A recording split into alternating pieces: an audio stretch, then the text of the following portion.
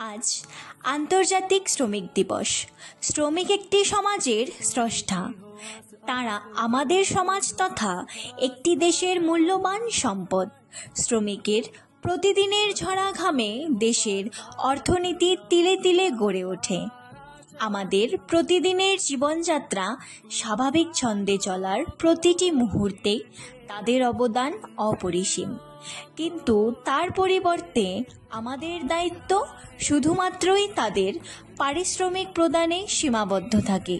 গ্রীষ্মের প্রচণ্ড তাপে বা মারাত্মক শীতের প্রকোপে যখন আমরা আরামদায়ক পরিবেশে থাকি, সেই লোকগুলো তখনও পেটের দায়ে নিজেদের দায়িত্ব পালন করে চলেন, কখনো খালি পায়ে বা কখনো অভুক্ত অবস্থায়।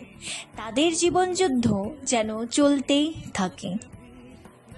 সমাজের সেই সকল মানুষগুলোকে আক্ষরিক অর্থে শ্রমিক দিবসের শুভেচ্ছা জানাতে এগিয়ে এসেছেন ধুবড়ীর যুব সমাজসেবক দীপঙ্কর মজুমদার।